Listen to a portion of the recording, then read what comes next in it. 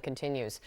Joining us now to talk more about this is Richard Fontaine. He's a former foreign policy advisor for Senator John McCain and the CEO of the Center for a New American Security. It's good to see you, Richard. Thank you for coming in. Let's start where what John was just talking about. Getting Americans and other foreign nationals out of Gaza has been a real priority for the Biden administration as it supports Israel's retaliation against Hamas in Gaza.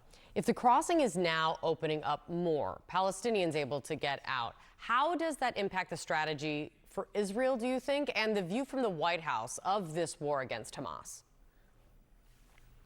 This is one aspect of what the U.S. has been pushing for, and the negotiations have been very complicated. I think there was just reference to all 5 parties that needed to come to agreement for this to happen. Israel, Hamas, Qatar, Egypt, the United States, and so forth, which tells you just how difficult this has been, even to get crossings of just a few people today. That's a good sign. It's good to have some of the foreign nationals come out. But of course, there's 240 or so hostages, including Americans that are resident now in the Gaza Strip. And this is another huge priority for the United States and, of course, for Israel as well. Yeah.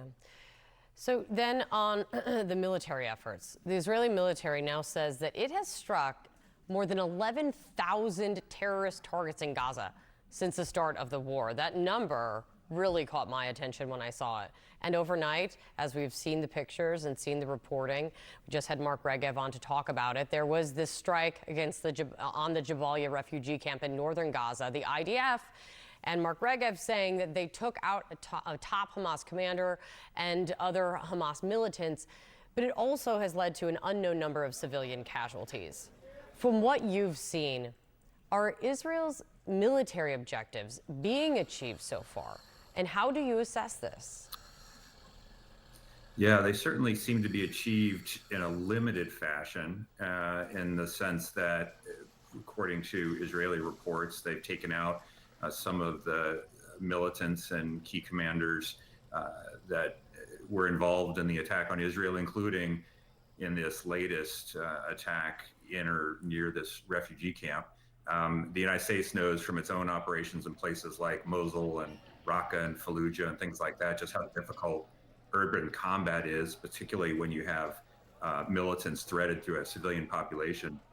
But Israel hasn't gotten all of what it seeks, and that's why you're seeing the ground operations proceed step by step and currently appears to be surrounding Gaza City, where there's many tunnels and outposts of Hamas there, and that's going to be the very, very difficult next step in this operation. Yeah. And also, since this has started, other of Iran's proxies have been jumping in. Houthis, Hezbollah, we're seeing action on the northern border with Lebanon. The U.S. has sent assets to the region to deter further action, but it has continued. And I want to play for you what the Secretary of Defense said about this yesterday. Listen. We've taken a number of steps to make sure that we increase our force protection posture. We've deployed a number of assets into the region as well. We've been clear. President's been clear, and I have been clear, Vice Chair, that if this doesn't stop, then we will respond. And so we maintain the right to respond. We have the capability to do that, and we will respond at a time and place of our choosing.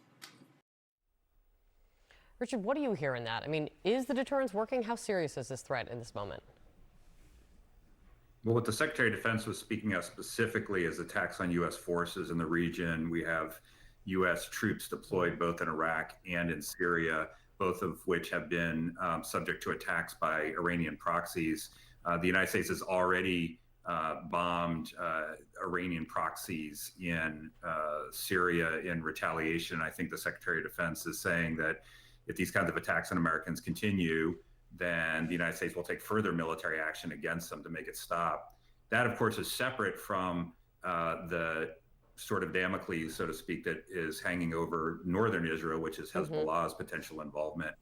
The president has spoken to this in generalities, at least, to try to warn Hezbollah and other Iranian proxies to stay out of the war in Israel. Hasn't said specifically what the United States would do if Hezbollah did enter the war, but I think it might not stay on the sidelines if Hezbollah made the ill-advised decision to try to take advantage with Israel while it's tied up in the south with Hamas.